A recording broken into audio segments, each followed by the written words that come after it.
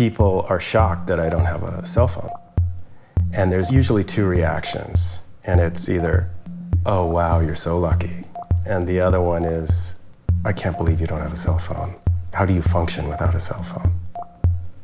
My name is Matthew, and I live in San Francisco. I'm a fine artist, as well as doing UX design. Might I be the only tech person in San Francisco without a phone? It's possible, but people continue to hire me because I provide some kind of facility.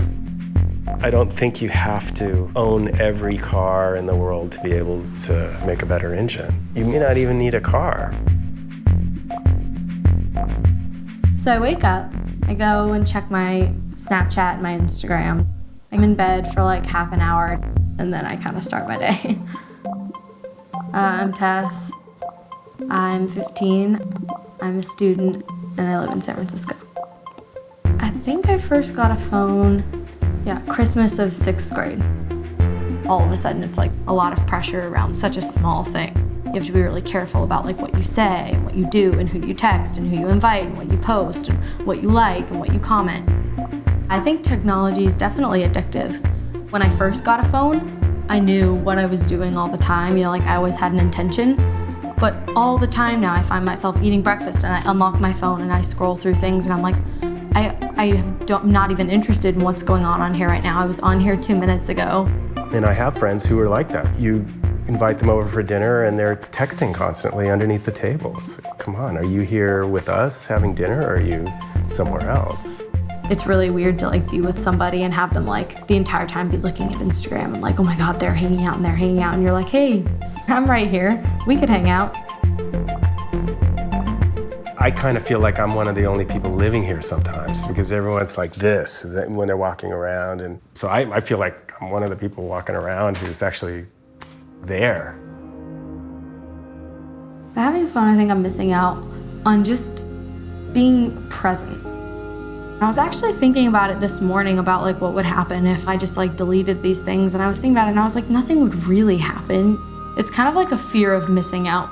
I don't feel like I'm missing out on anything by not having a phone. If people want to get a hold of me, they know how. I've never really wanted to always be in contact with everyone constantly. I like being alone. Most people today, they're so surrounded by either walls or some form of noise, whether it's a television or a computer or a phone.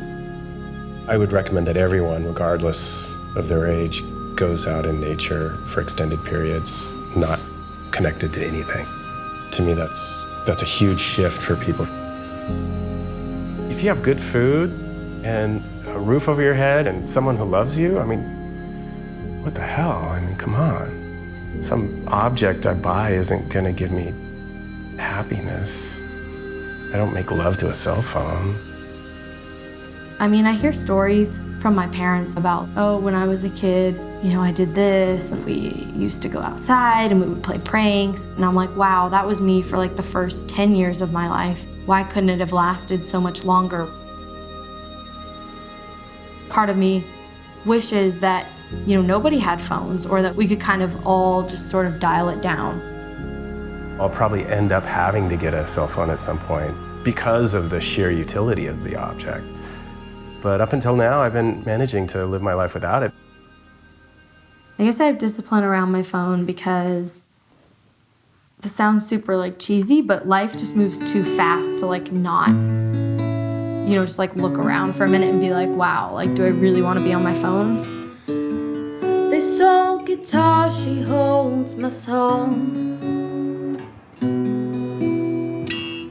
I can pluck it out if you'll sing along. Yeah, sing along.